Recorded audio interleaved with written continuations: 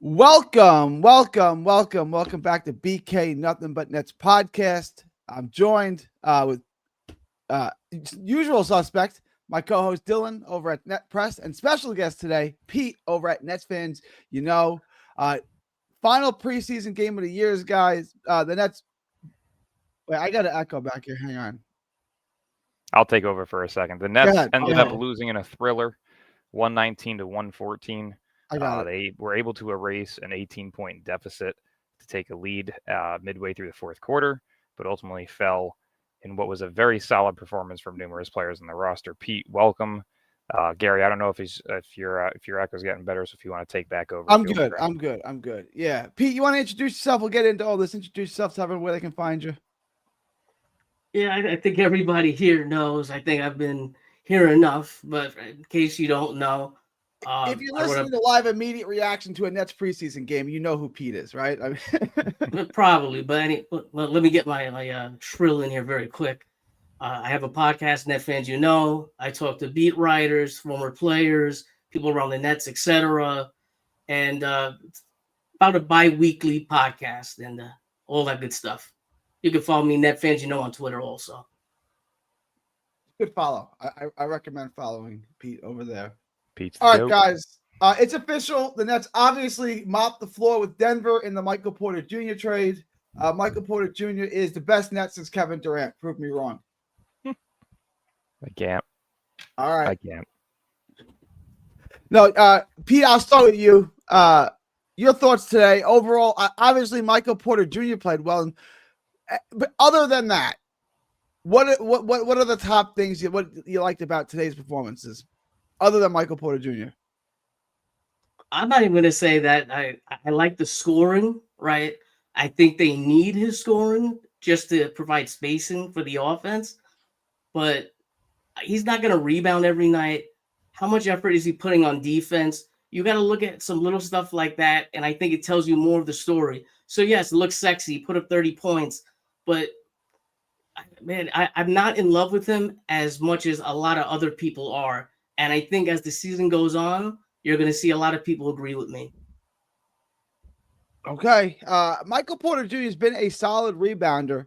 Yeah, I get he's 6'10". For 6'10", he's not a great rebounder, but he's a better rebounder than Cam Johnson. I would say, I mean, I want to just jump in for a quick second here. I mean, at 6'10", he doesn't have the body frame, though, of a power forward and a center. So to be able to put up 7.5 career rebounds per game, I think that's a really good number for him. If you really look at who he was playing alongside his first, pretty much his entire career, playing next to Jokic, playing next to Aaron Gordon, that's a pretty tough team to be able to rebound with. And for him to be able to put up 7.5 with them, I think that's kind of impressive, if you ask me. So I would say he's actually a good rebounder, but he's also in the right spots at the right time, too. I'm not saying that he's. Give me 1 second. Give me 1 second, Gary. Give me 1 second. I'm not saying that he's a bad rebounder. I'm saying the effort isn't there. Oh, yeah. No, and 100%. Sometimes when you have Jokic in front of you, he's probably going to be doubled, getting boxed out, right? That's a whole other story. But yeah, that's why I mentioned he's always in the right spot at the right time. Yeah. Well, we'll see what happens with the rebounding and whatnot. But they definitely need his offense. I just want to see more on defense. But maybe I'm asking too much. You tell me. Well, I want to piggyback off that for a second. You said his effort's not there. Speaking of effort not being there today, everyone's favorite player, Cam Thomas. How about his effort defensively? That was ridiculous. Like, that was Cam Thomas from 3 years ago, where there's just no effort. I understand it's a preseason game. I like Cam Thomas. I'm not trying to beat him up, but that was silly. Like, why? That was ridiculous. His entire effort today was what I was expecting. He doesn't want to be here. When you don't want to be here, it's going to be difficult to get up every day. Right? Like, if you hate your job, you're not really going to put your best foot. But I mean, he came in looking like he just got out of bed. So yeah, it took me. I did double seconds. Oh, it's Cam Thomas. Pete, did you notice this too? That Cam Thomas's effort defensively was ridiculous. I think he had a very bad game, and that's saying it lightly. What was he like? Put the shooting aside. He was 1 for 10. Put the shooting aside. Everything else, right? Like, sometimes your shots just don't go down. You can still put forth effort. You know what I'm saying? I thought defensive. Zaire Williams does it every night. Why can't Cam Thomas? That's one of the knocks on Cam Thomas, right? The whole maturity thing, attitude, all that stuff. And if I'm someone who's against Cam Thomas, I might use that as an example right there, right? But that's my point, though. If you want to break the stereotypes, if you want to break the stigmas that people have against you, if you want to change minds, and I understand it's a preseason game, but it's the lack of effort.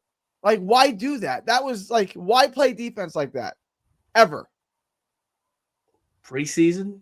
What do you think, Dylan? Did Zaire Williams do that? Zaire just got this. Zaire makes as much as Cam Thomas does, right? Does Zaire gives max effort? Zaire gave max effort when they were beating Israel by 40 points. He's hounding everybody. It's just a matter of effort. I think Zaire's wrapped up. He's wrapped up a spot on this team, but maybe he's still in the run for a certain rotation spot.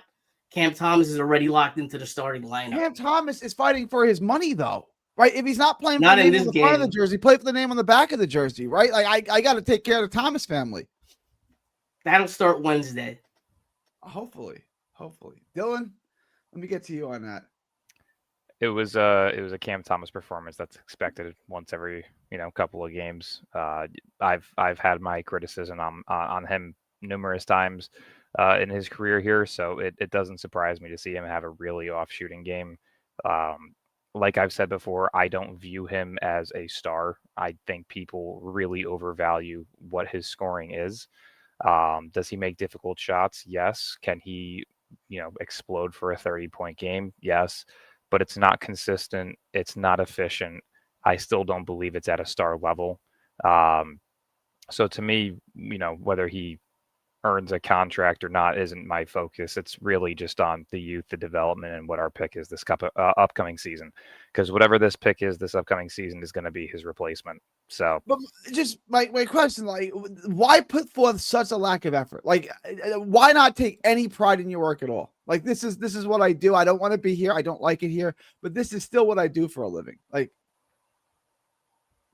that was silly.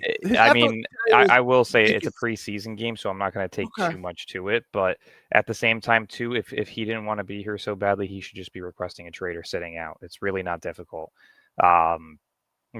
Save your health and your time and go elsewhere. But he hasn't. But you know what happens when he asks for a trade? How many teams are going to offer a serious package for Cam Thomas? But what's a serious package for him?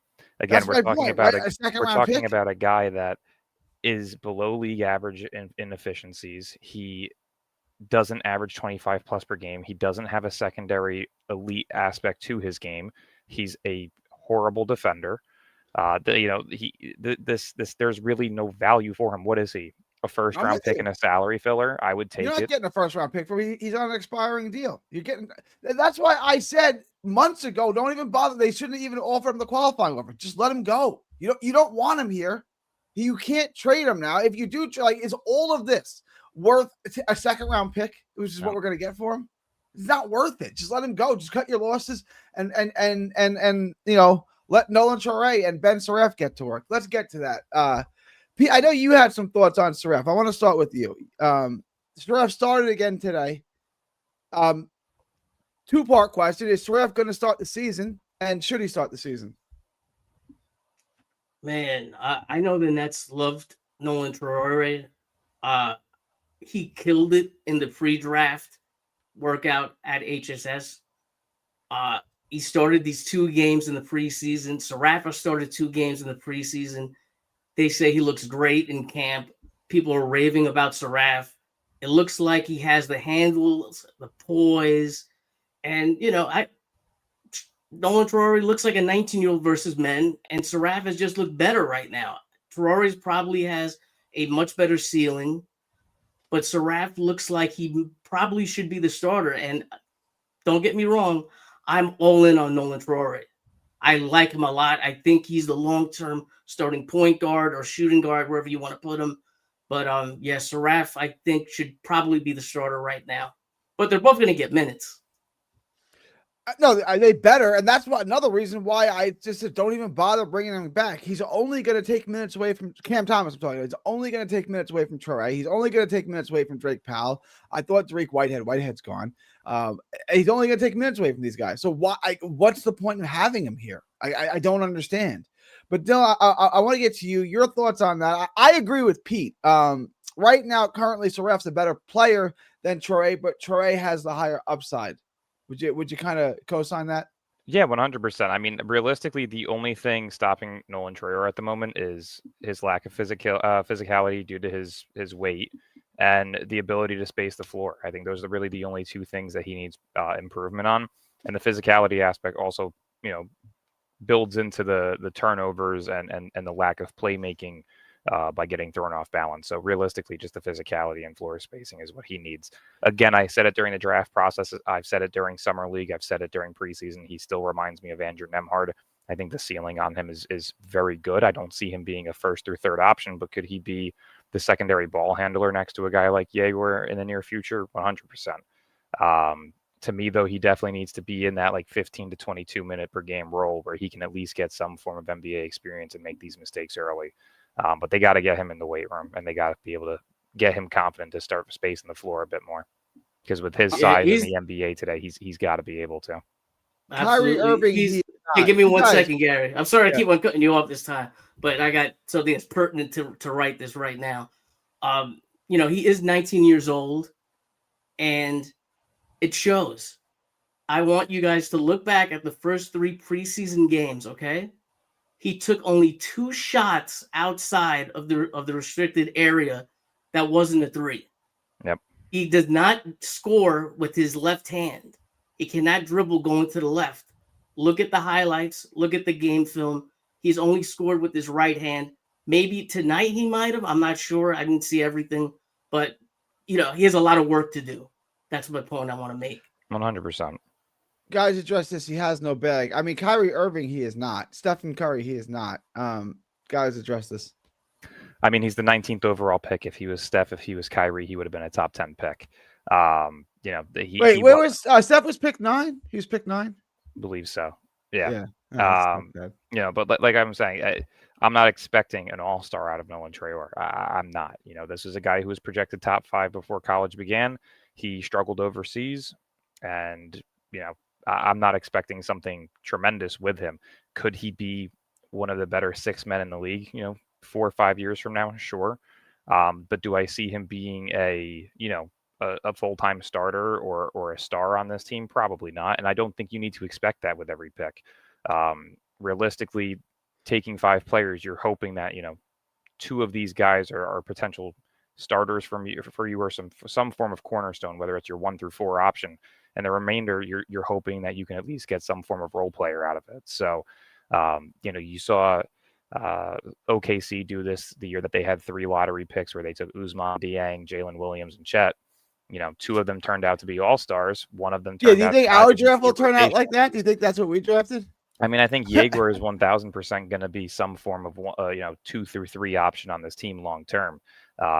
They've seemed to have fixed up his offensive game tremendously. The one thing that I'm still hoping to see at some point this season that he can improve on is his ability to finish at the rim.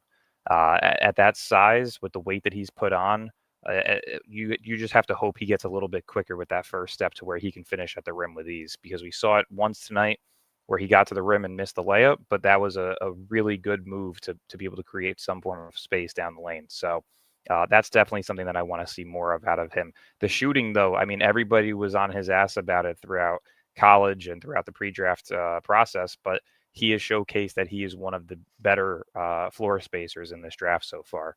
And hopefully it just continues to look that way.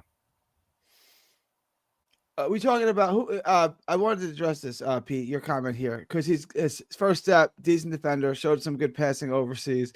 I think he's like a Dinwiddie or Ruitt. You talking about Saref? Yeah, I'm not Saraf with Traore, because somebody asked why we drafted him. He's so fast though. Like he's so like. That's why I see Nembhard out of him. Nembhard isn't a great 3-point shooter in terms of his percentage, but he's got a really quick first step and he's an incredible perimeter defender. And he's also the secondary ball handler next to Halliburton. That's how I view this Jaeger and Traore potential duo. Is I think Jaeger is a mixture between Halliburton and Franz Wagner, where he can space the floor. He has more so the handles of Wagner, but he's got the vision and IQ of Halliburton with the size. So to me, if you can make that work and maximize their potential, then I think you could be seeing a Halliburton-Nembhard type of duo in Brooklyn. I mean, that would be nice. We also said, what was your stat? He taken all the shots either behind the 3-point line or in the restricted area. So does Halliburton. Yeah, well, you said it was Troy that took. Yeah, the first 3 preseason games, I was doing some research, and I saw like only it was like 2 or 3 of them were not in the restricted area. I'm not sure if I counted threes in that, but the point I was just trying to make is like if he's not getting to the rim, he's not pulling up for like a midi or a floater. Yeah, and I agree. But talk to me about Tyrese Halliburton's mid-range game. You know what I'm saying? Like if you can consistently, and he's not even lightning fast Halliburton, right? Like he's weird, like he's touched crab walking and stuff. If you can blow past people and you can shoot the 3, you can have a good NBA career. Right? It'd be nice. If he could be a 3-level guy, if he could pull up and hit a midi, if he had a mid-range game. But even with that, with just that kind of first step, and if you can knock down a 3 at a 35% clip, you can have a nice NBA career.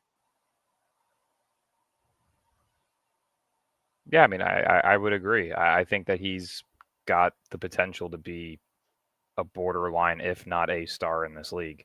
Again, if you can name me a couple of guys who are 6'6" and above at the point guard position, or at least when they came into the league were listed as point guards who have been unsuccessful, the worst example is probably Lonzo Ball. And he is still a top-tier playmaker and defender on majority of contending teams as a role player. So the worst case scenario for Yegor is if he somehow is a bust, he's still your backup point guard who is of high level. Like that, the ceiling on him is through the roof. And players with his size and skill set usually don't fail in the league. So yeah, I really thought about that because you said that to me in the last live stream we did. It's like name a point guard that size who failed, and I was like, I can't really. I can't. Yeah.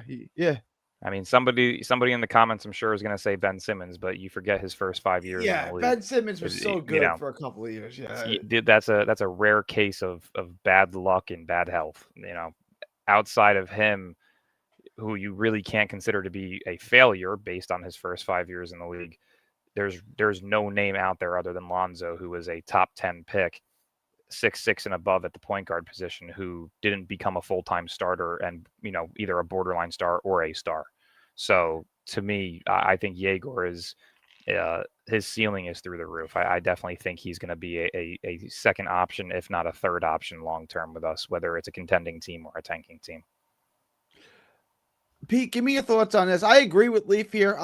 I'm not going to say ever again, but for the foreseeable future, Traore and Saraf should not be on the court together ever again. Man, I don't know about that. You know what I mean? Like, there's even a chance we might even see, the third Igor join them. I would imagine you're going to see it, but he's saying, should we? Like, it just should. It's an ought. It's probably not. No. Yeah, as of right now, I wouldn't play them next to each other because they both have a very similar skill set. One plays at pace, one plays at speed, but neither can shoot. So until one of them can shoot, I wouldn't play them next to each other because you're kind of just diminishing the values of what they bring. Yegor has proven that he can space the floor. You can put either of them next to him and they'll be fine, which is why I've been saying, though they won't do it because we know how the NBA is, we know how sports are in general. It's political in terms of veteran presence and who's making more money.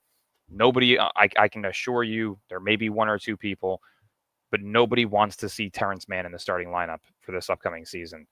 If it was my choice, I'd have Saraf at the 1, Thomas at the 2, Yegor at the 3, MPJ at the 4, and Claxton at the 5 as your starting 5. I wanted to say that again because I was actually going to transition to this, and I was going to transition to Drake Whitehead. I want to see Saraf play point. I want to see Cam Thomas at the 2, Yegor at the 3, MPJ at the 4, and Claxton at the 5. That would be my personal starting 5 as of right now. But we already know it's going to end up being Yegor at the 1, Thomas at the 2, Mann at the 3, MPJ at the 4, and Claxton at the 5. I don't see why they should start Mann, but he's making $15.5 million. They're going to have to try and raise his value somehow. And knowing how basketball and other sports are with contracts and vets, they're going to end up starting him. Well, you can trade him. You're just going to have to take on an equally bad. I don't even think the contract is that bad. $15 million ain't what it used to be. Like, that's not that bad of a contract. I just want to answer one question here from Javon. That would be Traore. Traore would be your backup point. Yeah. But Pete, give me I just gave you Jordy's hat. What's your starting lineup opening night? You can pick. Everybody's healthy. Man, that's tough. This is where I would make the change. I think man is going to be very important to this team. I gotta give a little pushback. I don't think the cap hit is that much. It's 15.5 mil. No, that's what I was saying. Yeah, I agree with you. The length is, that's 10% of the cap, and it's going to go lower when the cap goes up every year. But for the lineup, it'd be one of the point guards, CT, and then, man, I would like, this is not going to work for defense, Michael Porter Jr. at small forward, Clowney at power forward, Clax at center. I want Clowney to get more minutes.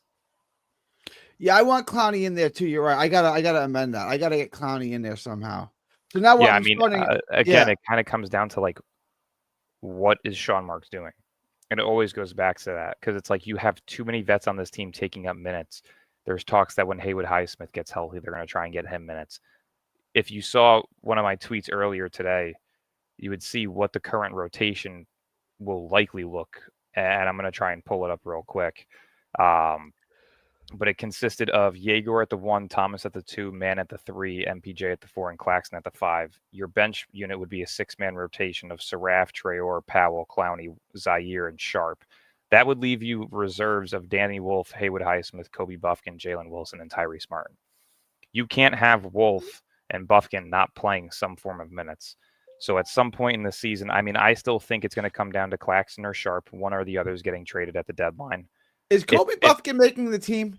There's a chance that he doesn't. I still don't know why Tyrese Martin and Jalen Wilson are on this team. I don't care how you feel about them. They're not that good. Just putting it out there. They are not that good. These are guys who are 25, 26 years old. They're journeymen. They are older. They have minimal upside. I don't know why we're wasting our time with players like this on our team. It's the youngest roster in basketball. You're looking to utilize this season to bottom out, get a top tier pick, and develop youth. I don't know why these guys are taking up roster spots. It makes no sense. But to me, Haywood Highsmith, Zaire, and then one of either Sharp or Claxton gets traded at this deadline. I think there's going to be a couple of trades that happen because you have to create the minutes to get guys like Wolf, Powell, Traore. Like you need to create space to get these guys minutes. The question becomes, can Marks get that done? Yeah, there's going to be a team that's going to want Haywood Highsmith. With the way that Zaire has been playing the last year and a half, I don't want Zaire to be traded. But if he continues to play at the rate that he has and we're not in contention, you might as well maximize on his value. And a lot of teams are going to want him at $6 million. A lot 100%. Of he's not a starter on a playoff team, but he's a rotational guy. He gets minutes on every team. 100%. Every playoff team. The only way that right now would love to have him. Yeah, the only way that Wolf gets minutes at the start of the season is if they run a 12-man rotation, which you don't see. It's going to be 9 to 11 players. Like you just saw what the rotation looked like probably in this game today. Wolf didn't play. Buffkin didn't play. Powell played 2 minutes. Like, again, why is Tyrese Martin playing more than 8 minutes? There's no reason for these things. So I don't understand why he's here. What is he, 27 years old? 26. Why is he here? He's going to get better at 27? Like, this is it for him. It's a marginal NBA player. Yeah. There may be a couple rosters that he can make like that, but that's it. I don't really get why he's here. Pete, did you give me your starting 5 that you would make? Yeah. I'm going to say something real quick, and then we can move on. Guys, we know what's going on here. Jordy is going to start the vets first. And then, like Dylan said, there's probably going to be some trades, and then the young guys are going to step in. They're not going to throw them too much into the fire. You'll probably have, one of the point guards starting opening day. And then after that, there's going to be minutes here and there for people. And then toward the end of the year, floodgates will open. And that's the exact problem that happened last year. And it resulted in wins. I wanted to get to that, but first I want to get to Dariq Whitehead. Dariq Whitehead just got picked up by the NBA champions Oklahoma City Thunder, according to Mike Scotto. I'm not surprised. This is like when Pittsburgh cut ties with Justin Fields, the Jets got. Like, they just told you they don't like you any good, right? So why did you get him? Oklahoma City just told you that they think Tariq Whitehead is worth rolling the dice on. That means he's going to be an all-star caliber player. You know that's coming. All-star caliber, no. But could he be a rotational piece at the bottom of the bench? Sure. I mean, this is a guy who was a 5-star coming out of high school, went to Duke, was a projected lottery pick, dealt with injuries, and has never gotten an opportunity in the NBA. People, specifically Nets fans, have been so on his ass with the minimal opportunities that he has had. It goes to show if a team like OKC is looking to pick him up, that there is something there that we missed. And that's the exact reason why I was so upset with it when we initially waived him. You do not see very often guys on guaranteed contracts get waived. To me, it was stupid. You should have rolled the dice and allowed him to see what you have in him for one season. It was really not difficult. But I mean, like you said, OKC got a really good player. They'll figure out a way to rehab him and somehow, get him in the rotation if he gets that final two-way spot. Because that's the only contract that he's eligible for right now. Their roster's filled. He's on an Exhibit 10, and there's one remaining two-way spot on OKC's roster. So he's battling out for that. But if he gets that, sky's the limit for what they can do with him. Give Leaf the link. He's been waiting. Oh, that's right. Bad. Yeah, I told him I would give it like 5 or 10 minutes from. You want to give him the link? Let Leaf in. Yeah, I got you. Yeah, come on. Leaf, my bad. That's on your me. thoughts, Pete. Your thoughts on first, because I didn't get to talk to you about this. The Nets cutting Whitehead, and second, Oklahoma City picking him up. Is this? It's no, Pete. It's perplexing. Like, it's kind of scary because OKC is always up to something. I think they're just taking a look because the pedigree is there, right? I don't think he's going to turn to Michael Jordan, but like Dylan just said, there are a lot of questions when you have a Tyrese Martin there. When I'd like to see Whitehead get a couple of those minutes, at least a little bit into the season. Like, you're telling me that he's nothing. Like, it's like he's shit. He's not even worth taking it to the regular season. I don't understand it. I don't get it. I think it was a salary move to get him closer to the basement, right? To get him, because they're still shy of the basement. It's just strange to me because, again, it's not like he didn't showcase some form of valuable skill. He was a solid defender at 6'7" and was shooting above league average efficiencies from 3. That's the definition of a 3-and-D role player. And for him to only be 21 years old compared to a guy like Jalen Wilson or Tyrese Martin, who's 25, 26 years old, and they are who they are. They're not improving from here. Tyrese Martin is going to be a journeyman for his career. Jalen Wilson is not going to be at the level of Josh Hart, but is going to be a similar player in terms of what role he plays. There's not much there for them, right? Tariq was 21 years old. He had a skill set there that could be looked at as valuable. The Nets didn't give him a single opportunity. That's on them. That's just malpractice on their end. Leaf, I know you want to get in on this. What's up, Leaf? Gentlemen, I'm here to tell y'all that the players that y'all do or don't think is players from 1 to 9 on a good team, bro. Like that, I mean, we know and we don't know. I mean, we think we know, but we really don't know. I think the Indiana Pacers and OKC have been pretty much proved, with good systematics, like a lot of these players could be used in certain ways. I just wanted to talk about the game and what I seen tonight. I do agree with Dylan about this word. It flies around a lot. It's called upside. I ain't gonna lie to you. If RJ Barrett and Scotty Barnes is running to the basket all day on us, we do not have elite athleticism on this team. We don't. It's been proven. It's one of the reasons why we shot a lot of threes.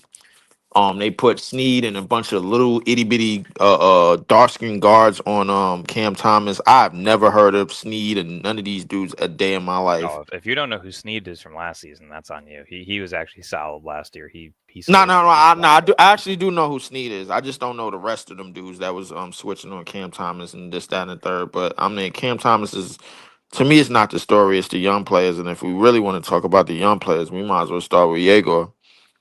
I I'm so mean, happy I was right about him, man. As of right now, at least. I've been you on was him for a year and a half. Like you guys He all hasn't saw played the a tweet. single NBA game yet. You're claiming Listen, victory already. that hold post, up. Wait. What were you right about? That's what I want to know. my exact words. I'm going to pull up the tweet again because I posted this. I'll give you the exact date of when it was. Okay. I posted a tweet on November 16th of 2024. Yegor Demet is making a serious case of being a top 3 pick and the best point guard in the nation. A couple of weeks prior to that, I had Yegor as my sleeper for this year's draft and a guy that I felt could be a top 5 pick. He ended up getting into the top 4 of draft boards and then slipped due to his slump midway through the season and then the injury at the end of the season. Mm-hmm. I've been on Yegor for a very long time. It was one of the guys. He was one of maybe 3 guys I would have been okay with taking in this year's draft, and we were able to at least end up getting him. Of course, Jeremiah Fears was the guy that I wanted most, but we ended up going Yegor. I couldn't have been happier. I'm just happy that he's at least showcasing the improvements that a lot of people didn't think he had in him, which was the floor spacing. Yeah. And he's also put on a couple of pounds too since summer league. So he's showing that he he has has the drive and motivation to be great. So yeah, eating some of that good Brooklyn food. He did take a couple of nights out. Yeah, he has put on a couple of pounds. You know who else was right about Yegor? Me. I get just so that happy. virtual high five. Do we Yeah. want to wait for him to play a single NBA game before we put him in the Hall of Fame, or we just want to do it right now? No, we don't. I mean, when you put the cool. Toronto Raptors starting 5, it's an NBA game. I got you. No, we don't. I'm gonna tell you why, Gary. It's the reason being is because it's something that Dylan keeps saying. Upside. When you're 6'9" and when you can pass and when you showing shooting elite shooting ability on the NBA level that they said that you couldn't do, that you needed to work on, and yet before your first a true NBA game, you're coming off the bench, coming off an injury, and you're shooting 3 for 5. And you got 14 points in 18 minutes, and you're showing other skill sets that you've been had. Guess what, Gary? You're showing something called upside. I got you. And I was with Dylan when they drafted him. Dylan, was I upset about the pick? Not at all. I was a little surprised. I mean, we were wasn't disappointed upset. with the pick before that, but then we got Yeah. Jaeger, and we were like, all right, like it's a strange pick because nobody thought he was going top 10 at that point in time. But I've said it for a very long time. When you have the amount of scouts that you had this year or this past year in Brooklyn, and you take a guy at a certain pick that some people may feel was a reach, there's usually a reason for that, and it's because you see something in him that you know won't be available the next time you pick. If you reach a 5 or 6 picks on somebody, nobody cares. You know what I mean? Like that's true. Like look at I'm trying to think of a recent example with quarterback. Like I want to say, wasn't Josh Allen not even projected to go top 10? I don't know. I don't even remember that. I think when Buffalo drafted him, they wanted Josh Rosen. Yeah, they wanted Brosman, and they wanted to do that went to Chicago actually. What's his name? Trubisky was the Trubisky. Yeah, they wanted Trubisky. Trubisky was highly talented in that. But just to I just want to kind of explain something to because I believe that I'm in a tanker party, a tanker set right now. I want to believe that I'm in there. I just want to. Gang. I just want to. I just want to let all of the tankers that's watching and the tankers that are present to let you guys know something, that the NBA has these quote unquote. I don't want anybody to interrupt me. These quote unquote tanking rules for certain teams. Now, it goes year by year, obviously, and it's one of the reasons why 2 playing teams got the number 1 pick in the past 2 years. So we have to understand how the shit works. In the beginning, when you have veterans on your team that's out there that's want to win, a la us, that's out there playing and having high minutes, a la us, you got to make it kind of look like Utah the year before Wemby came out. I don't know if y'all remember that Utah team. They were the first team to 10 wins on that season. We all knew they wasn't making the playoffs, but they tried to fool people into believing that they was going to make the playoffs. Then that's when Danny Ainge came in and said, "Hey, we're supposed to be bad. You guys are not supposed to be good. Not in the West." So what happened is they started trading off players. They traded off Malik Beasley, send them to the Lakers. They traded off Vanderbilt, send them to the Lakers. Um, Laurie Markkinen mysteriously got hurt, and then next thing you know, they started playing guys like Abaji and Walker Kessler, hot minutes, this, that, and the third. I know how the tanking process is going to go. In the beginning, you have to give the NBA the illusion that you are competing, even though Just like Philly. yeah, Yeah, but even though you are a rebuilding would you team. not say that the Nets did that last year? We were 8-12. That's still Well, Yeah, I semi-competitive we were for 9 that and shit 10 or roster 8 that and we had. 9. I was making a joke. You right. No. The difference is this year is that everybody else has their set young pieces to move forward with. So I don't think unless the NBA is trying to create something, is trying to pile on a deck of cards like they basically did with Dallas and San Antonio. Then that's Like probably the only way that we're not getting the pick that we want. You know what I I'm was gonna saying? say, But like I said on Twitter the other day to somebody, the NBA needed Brooklyn to get China back involved with the NBA. That's all I'm gonna say. what That's does that all I'm mean? gonna That say. no. Listen, you not saying nothing that I didn't heard that I didn't hear before, Dylan. The problem is that enough to basically have the NBA to break bread and give us and hand us a pick that would fit on this team, like a Boozer or like a DeBonsa.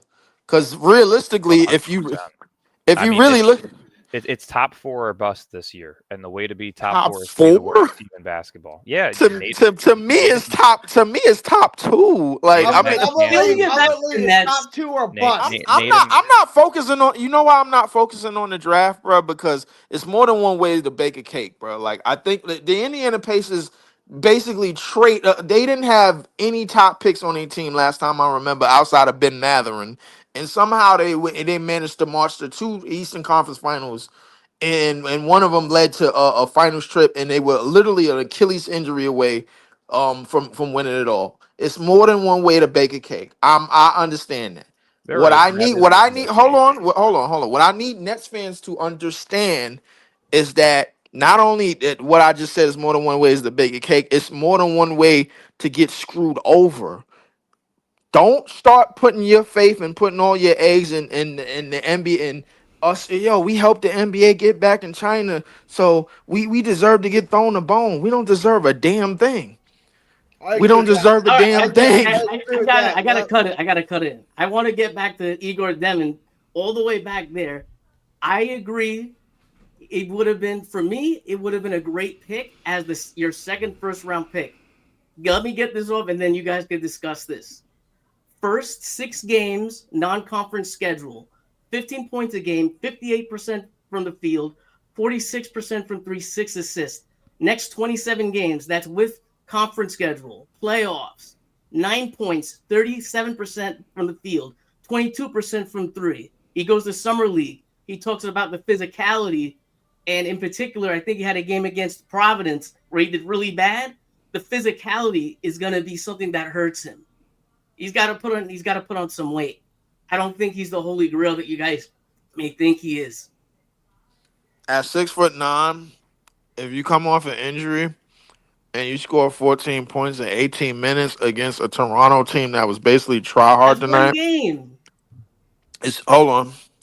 If you do that against that try hard of a Toronto team that's out there playing their young players and trying to prove something, I think that's a start, bro. Like I mean, and at like the thing that he has going for him is upside.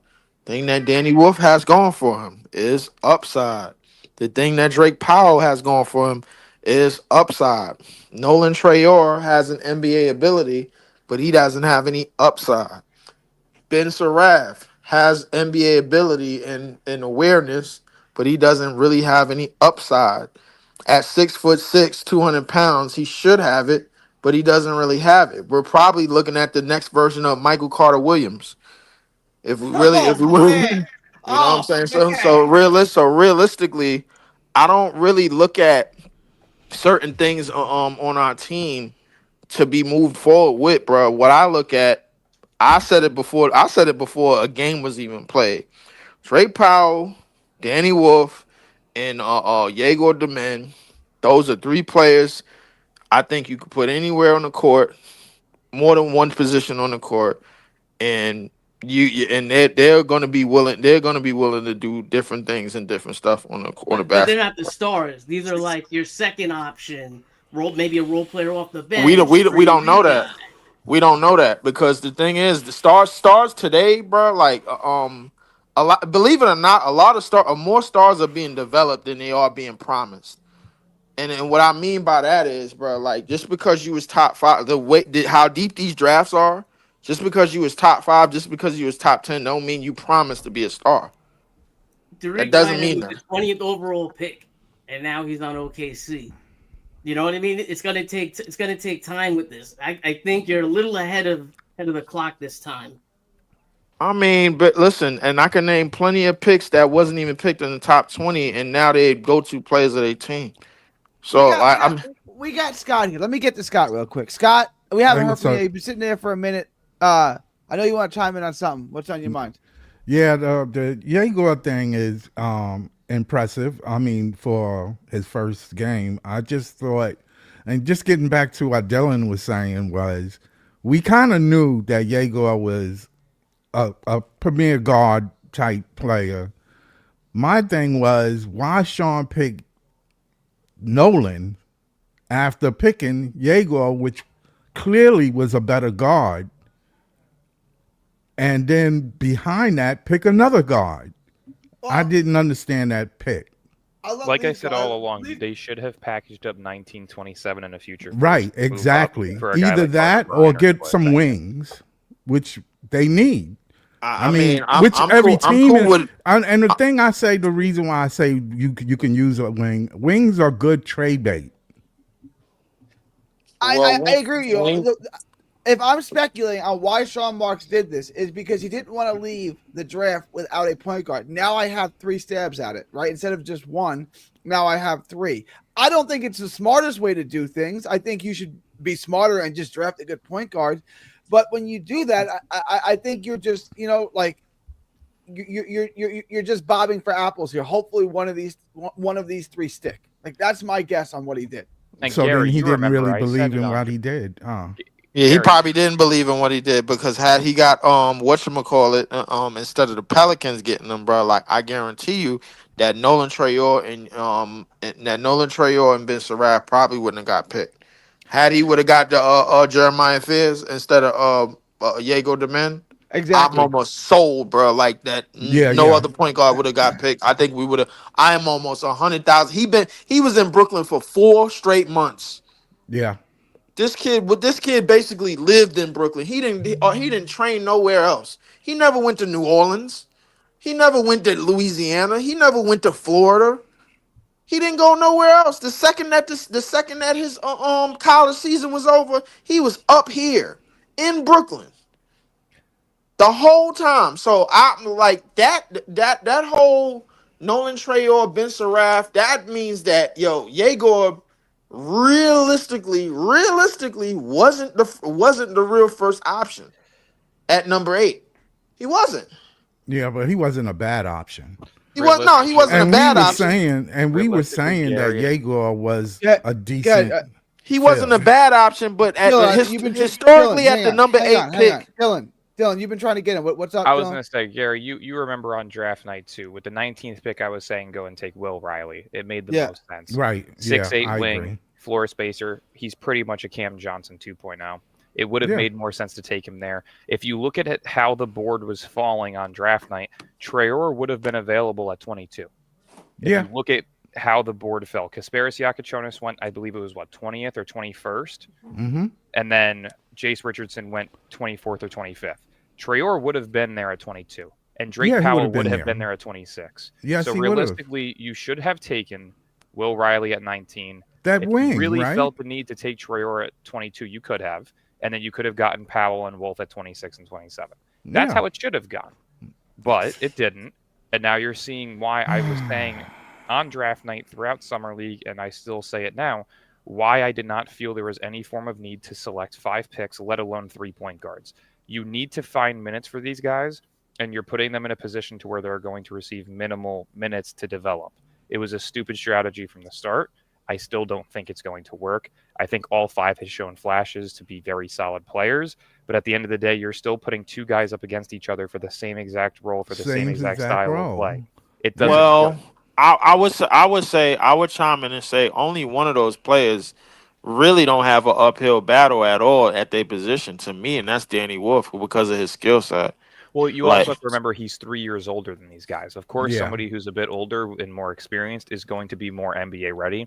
And even then, Wolf's physicality at his size is not NBA ready. That's That's one for thing. sure. That, Even more of a reason why you should start him because we a rebuilding team any damn way. 100%.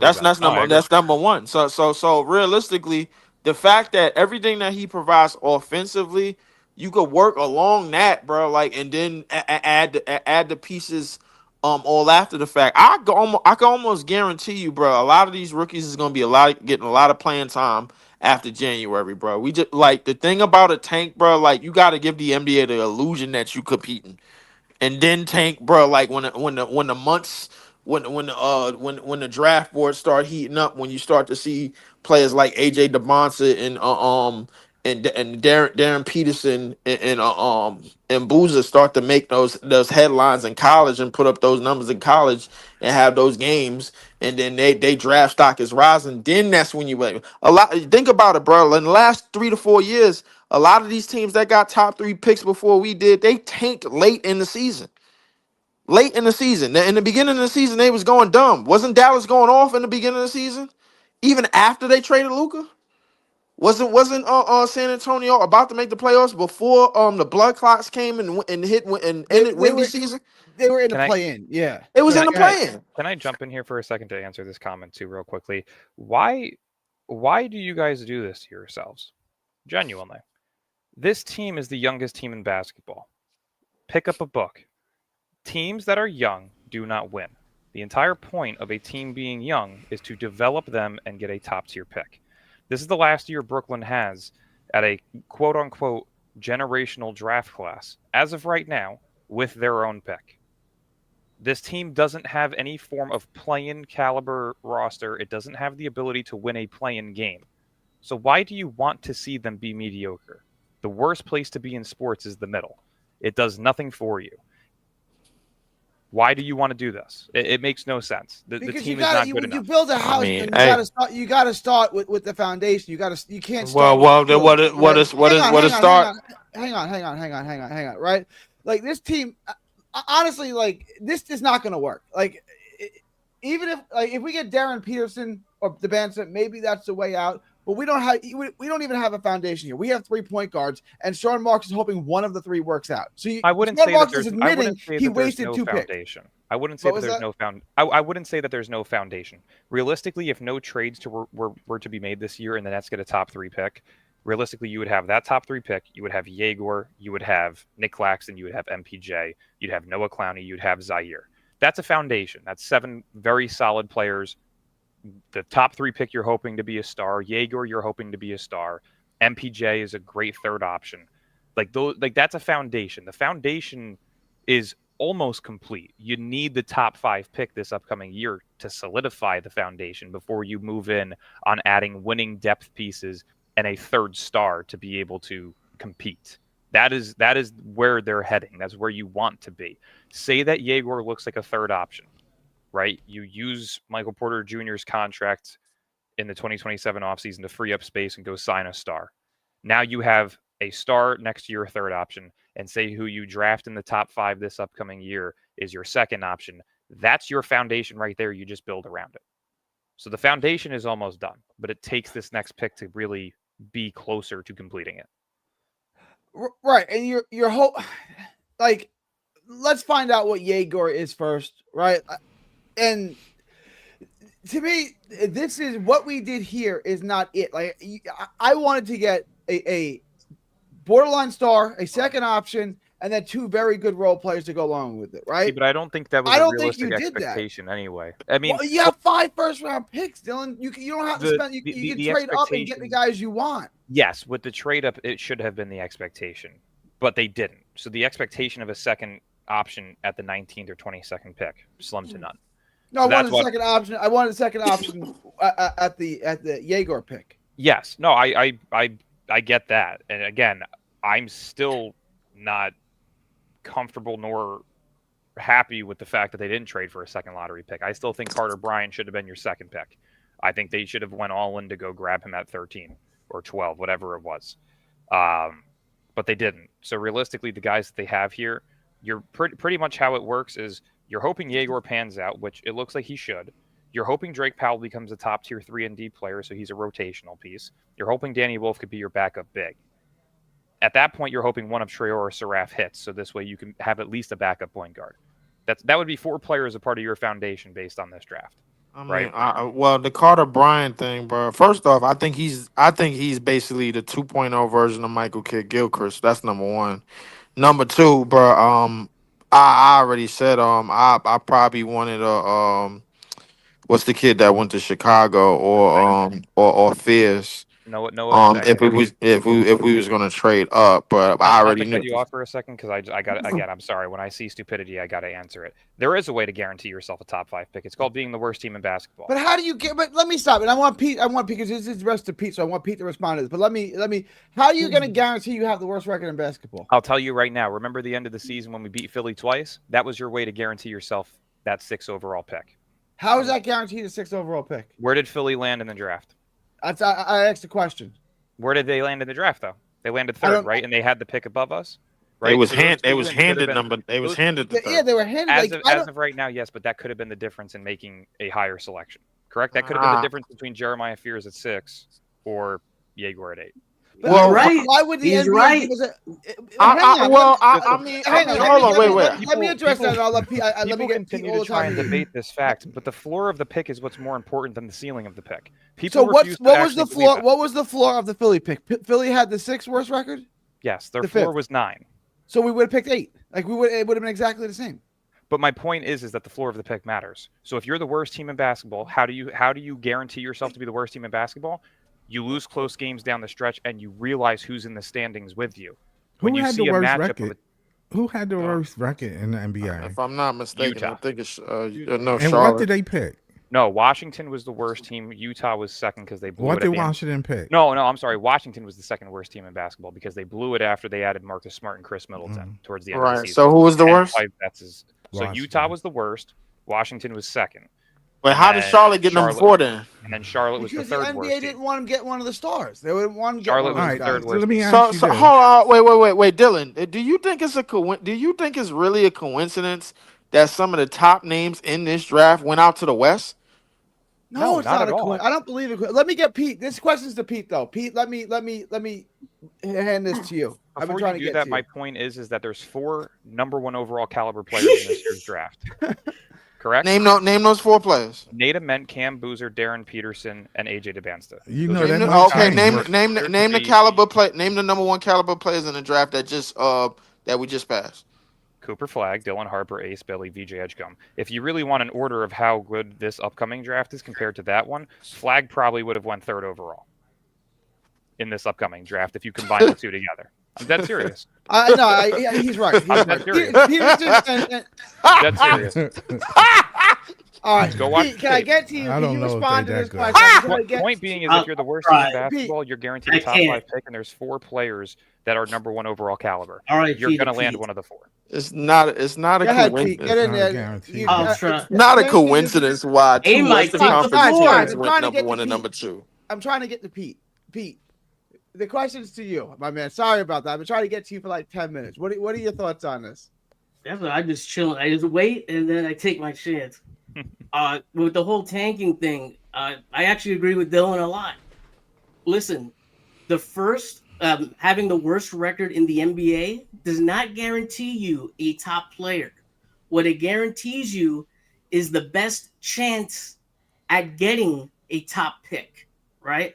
The lottery works like this. Each team is given a bunch of numbers, right? And when you see the lottery bowl come up, when the combination's done, you see the correlating team.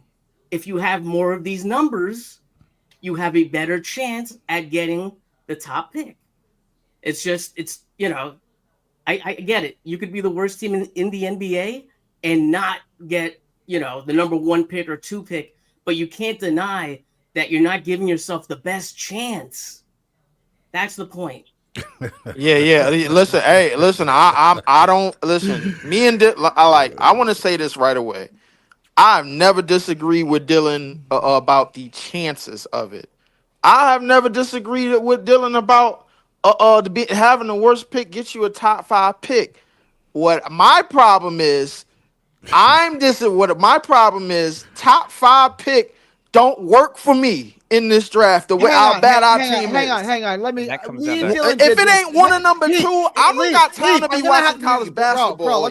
I'm gonna have to mute you, right? Like me and Dylan did this the other day on our show. The number 5 pick in almost every year turned out to be a really good play. There was one year it didn't, but the number 6 pick was great. Like you could have just took that guy. Like the number 5 pick, I'm with you. Like number 5 pick to me was like, oh, it's good, it's not great. When you go through it, most of them have been all stars. Like so wait, if you pick earlier, you get a better player. I mean, that should be the rule of thumb, right? My thing is though, and I'll let everyone respond to it. Is that my thing? I don't think. Look, I want 1, 2, or I want 1 or 2, but I'll say 1, 2, or 3. I don't think getting the worst record in the NBA, not even hitting the salary basement, not signing your best player is exactly flirting with the NBA to say, hey, give us Darren Peterson. I don't think that's the path to a top 2 or 3 pick. I think if the Nets finish with the second worst record in the NBA, they'll pick 5 or 6. Can I give you just real quick who the 5th overall picks were in the last 25 years? I was about to do that.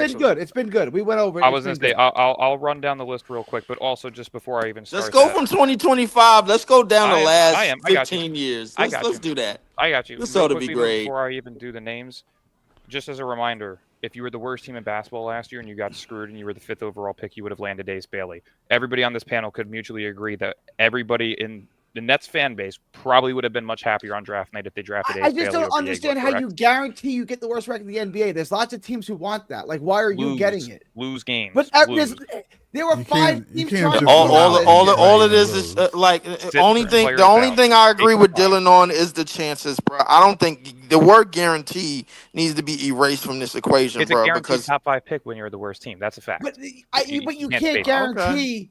But you can't guarantee the worst record. Like lots of people are trying to lose out. Like we saw Utah purposely lose games. We saw Philly purposely lose games. Yeah. You can't Philly just go got fined to and they got rewarded though, correct? So yeah, but you just can't go out there. The NBA so what makes you think that we gonna get fined and we gonna get rewarded? My point is that there's 4 top players in this league. I'm taking the 4 and 5 chance of trying to land a top 4 pick.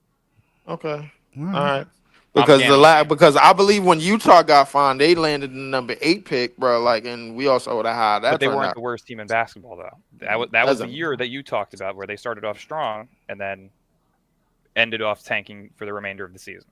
Yeah, but when they started tanking, bro, like they got fined for it right away. The NBA was on them, and that's the thing. They started off too hot, right? My thing is that, and I'm still confused as to why so many. By the way, the Spurs started off 8-3 that year. They landed Wemby. I'm still confused as to how people even try and debate this topic. The Nets have not owned their own picks in years. Yeah, and you've seen us be in the middle of the barrel and teams land top picks. You saw Boston rebuild through our picks and win a championship. You watched Houston grab a top 3 pick in Reed Shepherd, who's going to be their starting point guard this season because of Van Vliet's injury. You've seen numerous other teams like Portland land Damian Lillard and numerous other picks throughout the years where we have been middle of the pack without our own picks and teams get rewarded. Why do we want to take the chance now that we have our own picks to not have the best possible chance of a top pick? Why? I know. I'll answer that question. The reason being is because, one, our roster is full of vets, and the NBA is paying close attention to teams that they don't want tanking, bro, actually tanking, bro. Like they get 9 out of the 15 guys likely to be on the roster are 26 and under. 20, not full of vets, but I'm talking about our starting lineup. Our rotational players have the veterans in there that actually are making money. Our high rotation players. That's what I meant to say. Number two, bro, the NBA pays attention to teams that they want to actually build a market through, bro, through the draft, bro. They control that shit. And It's that's one of the fine. When reasons. you look It's at one of the Charlotte, when you reasons. look at It's one. Washington, when you look at Utah, and when you look at Brooklyn, which one of those 4 markets has the largest market? They don't care Brooklyn about has the that. largest Okay. market, but it also has the most abysmal GM. It has the most abysmal franchise. Well, no, Washington does, but like Washington, it doesn't Well, the matter. owner of that franchise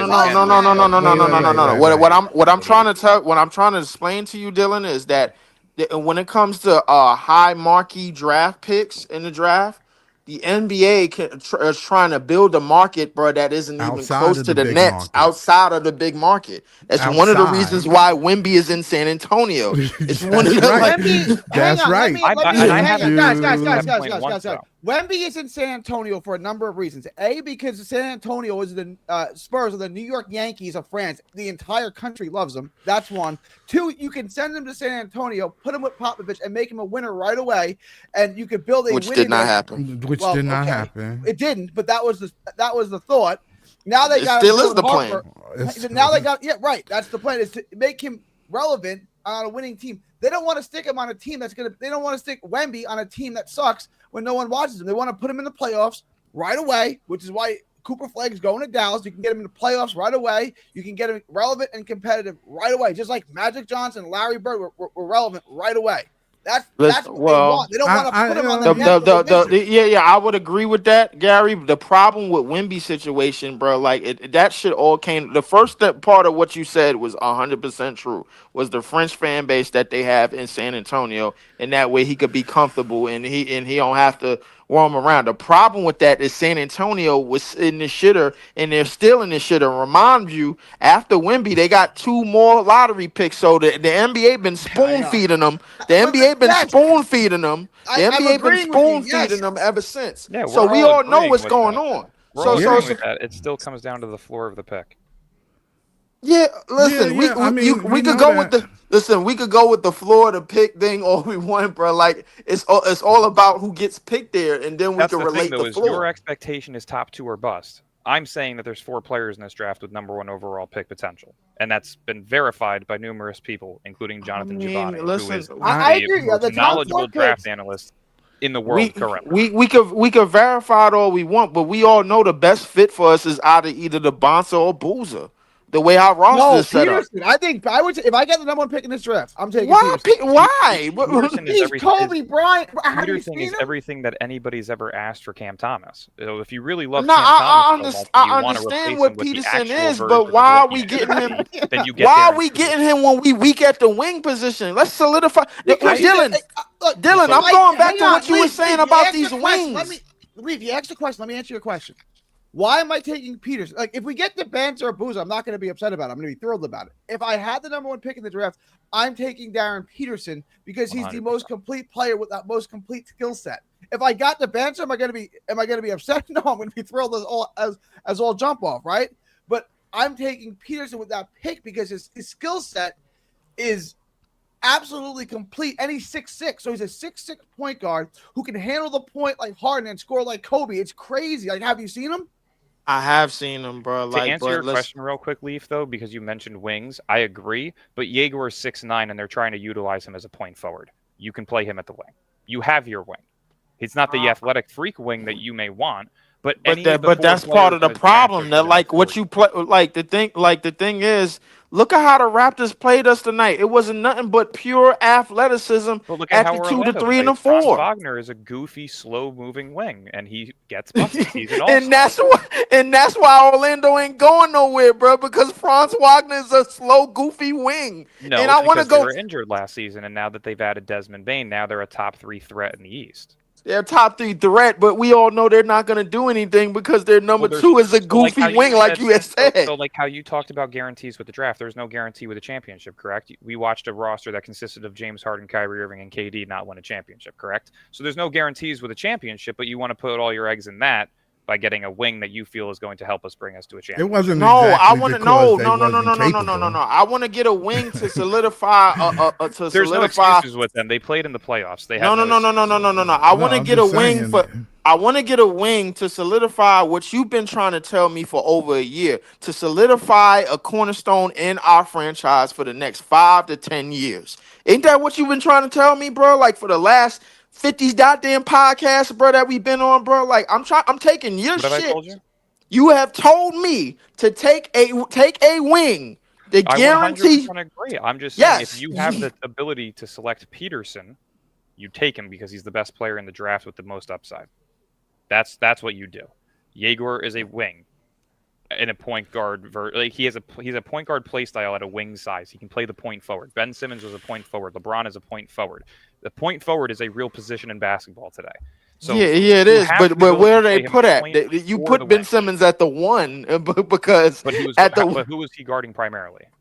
he was Threes guarding. and fours. No, not Yeah. necessarily. He was Yeah, guarding. No, he was guarding the best player on every team and majority of teams who are contending. when he was guarding guards, that's when he was at his best. When he was guarding wings, that's when he was getting abused, and that's probably exactly what's going to happen to his first Jaeger. 5 years in the league, he never got abused. That's true. He was a top tier defensive That player. is In the true. league. That's Ben not Simmons true at got all. abused. Yeah, but Because I gotta but jump his off. but I'm his gonna let best you guys but go ahead. hold on, his The best top- success, I'm gonna his give you best your answer success before. with his best success defensively. Listen, you could go back and look at it, bro. It was against guards. Yeah. And when he played against Kawhi, he got cooked. When he played Yeah. against LeBron, he got cooked. When he Because played against KD, he got because cooked. Because they are all his size. That's You're why. talking about- you're talking they about stronger three- than him. You're talking about They three was freak stronger athletes. than No, him. yeah, and I'm talking That- about another freak athlete in Ben Simmons when he came in the league at 6'10". You're talking about guys who don't physically miss and get to their spots. There's a major difference between that. So we making no, excuses no. as to why Ben Simmons couldn't guard Did people Ben his Simmons not play size. well in the playoffs against Giannis when they matched up? Never. Yes, he did. No, he didn't. To give you the top 10, because I got to run out real quick. I got work early in the morning. The top in the last 10 years, the 5th overall picks in the NBA draft starting from 2025. Ace Bailey, great upside. Haven't seen him play yet. Ron Holland, very solid player. Asor Thompson, No, he's not. very solid player. Jaden Ivey, he's not. very solid player. Jalen Injured. Suggs, one of the better defenders in the league at the point guard position, and has been. No, that's Isaac Okoro. Isaac Okoro didn't pan out. Darius Garland, All-Star. Trey Young, All-Star. De'Aaron Obi Fox. Toppin, De'Aaron Fox, Seven Chris out of Dunn, the last 10 have Mario been either Lasagna, solid or better. Dante Exum, Alex Lynn, Austin You asked me Rivers. for 10. I see. No, your I asked you for the answer. last 15. I actually asked you for the last 15. Okay, But so then there's your other 15. So in Okay. terms of the last 10 years, since people actually started getting better athletically, which tends to happen over the years, 7 out of the last 10 have pretty much been hits in terms of either solid role players or starters or all-stars. actually, You they can even go back have a little further when you see I Demarcus don't- Cousins, role players. Devin a Harris, lot of them Blake ain't even Griffin, solid Jason players. So really wanna Jalen be Suggs honest. isn't a solid player. Jalen He Suggs. got a $30 million contract for no reason. Didn't Jalen Suggs getting picked at 4? Nope, he got picked at 5. I'm looking at it right here. It's overall been pick, good. Like 2021. guys, I Hold lost up. this argument to him the other day. I pulled it when we saw that 2017 or something. We went through it. No, Even ChatGPT got. This is who they got: Ace Bailey, Yeah, go Ron to Holland. StatMuse. They're a bit more accurate. All right, well, I'm not going to StatMuse. I'd rather go to whatchamacallit. Ron Holland, Asar Thompson, Jaden Ivey, who we all know that's true because the same team got all 3 of these dudes, and one is injured, one can't shoot, and his twin brother's better than him, and the other is a crash out. So neither one of those work. Isaac Okoro, garbage. Obi Toppin, he went to the finals. He actually played good in a pretty good system. Darius Garland stayed injured. Trey Young could barely make the All-Star team every year. De'Aaron Fox had really 1 or 2 good years in the league. So, if we Chris got guys Dunn. like De'Aaron Fox or Trey Young, you'd be upset with that? Very. Okay, Pete. Let me Pete and Scott. We haven't heard from you guys much. Let me get you guys your thoughts on this. Go ahead, Scott. You go Pete- first. Go ahead. Yeah, Oh, yeah. all Let's not go right, I first. go. Yeah, I think that when you draft, as in the case of Sean Marks, and I'm always getting on him because draft picks. But anyway, I think there's talent all the way throughout the first round, but you have to have a vision. You got to know what you're looking for. Talent is not just one thing. It's not just athletic. Sometimes you need a person that's have knowledge of the game. and gets in the right places at the right time, you know? So I think there's talent. If you look at it, the last couple of MVPs have not been top draft picks. That should tell you right there. That should tell you. So I mean, you look at Denver with their center. He was picked in the second round. Actually, Joel got drafted top 3 though. Yeah, he did. He did. But quite a few of them have not been picked in the top. I think the right declamation, bro, is that most if you look at some of the top players in the league, a lot of them are thriving and they haven't been top 10 picks. SGA is not a top 10 pick. No. Giannis is not a top 10 pick. Right. Joke is not a top 10 pick. Brunson, I get Jalen it. Brunson's not a top 10 pick. I get it. Of course. Like, I mean, a lot of you people have don't the- want to see it. Tyrese Halliburton, who just got injured, is not top You 10. had the top opportunity to draft those guys in the top 10 just because people missed on them, right? Like, I can take that guy at 10 or whatever. He's available for me just because I missed. You know what I'm saying? Like, it's obviously better to pick at 10 than 11 or 12 or any other number, right? Higher than 10 because all of those guys are available to you. It's incumbent on the GM to get that pick right? Like, My thing is, you don't base it on just one pick, though. You have to have a plan B, A, B, C, D. You can't go into the draft going, if this guy's not here, then I'm going to take the best available. Especially when you have 5 picks, bro, in the first round. When you know that you need more than one in your team, 2, that there's more talent out there, and that if you put the homework in, you can get a good draft pick to fit your team, to fit your situation. Because the player gets better as they fit that mold, that what the team want to do. And in the case of Denver, their center fits their game plan. Am I right or wrong? The ball's being in his hand. He's not athletic. He doesn't run up and down the court real fast. I mean, but they put a game plan around him, though. They fit. It's about organization and the coaches and everything working as one. And I think a lot of things go into what makes a number one player the number one player. First and foremost, obviously the talent got to be there. Obviously, but I think another thing is I think the upside at your position and the upside against your competition night in and night out has to be there as well. A lot of other things have to be there. On the front office, you got to get full belief and full confidence from the front office, from everybody upstairs, ownership, this, that, the third, all of them, bro. Like coaching staff, everybody. You know what I'm saying? In order for them to give you the keys to the whip. You know what I'm saying? So, right, I mean, let me get. Yeah, I was gonna say how many like players actually get the keys to the whip. And talking about I want to bring it back just a little bit because I've been on RIP mode. When we look at the players that we drafted, right? These are not guys. Maybe you could say Igor, maybe, but the secondary guys are not going to be like the main option. If you get a Michael Carter Williams with Saraf, that's a home run. I don't think that is. Yes. Look at the picks that are out of the NBA just from the year before. If you pick in the high 20s and you get a role player, that is a home run. You're not going to get an all-star. I mean, but listen, you could say that, but offensively, Danny Wolf already has the skill set, bro. Like, already has two-thirds. Why was he picked at 27? Because the draft was that deep. That's what it was. Okay, so there's 27 guys. There's 26 guys. 26 guys that are gonna be like legit players. In terms of what the NBA is looking for, maybe you gotta ask these other GMs. I'm gonna hold you to that.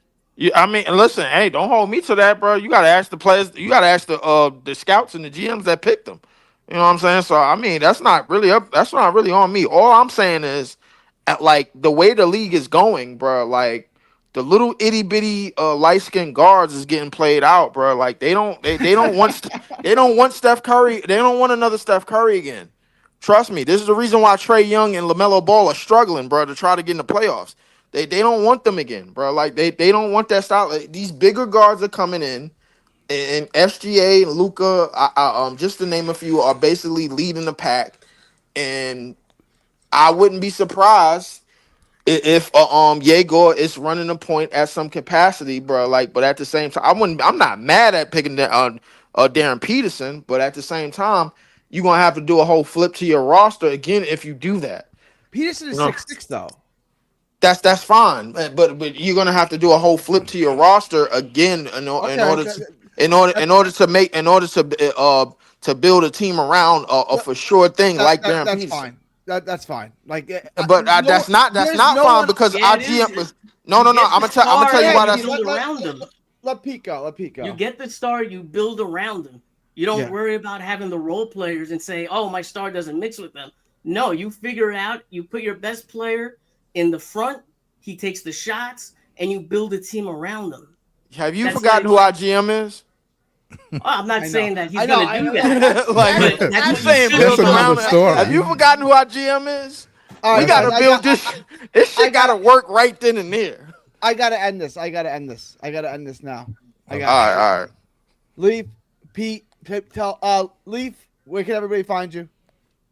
You can find me at youtube.com/@Leaf4788. I didn't do the game tonight because I didn't get home in time, and I think a lot of these games are going to be piss poor this year.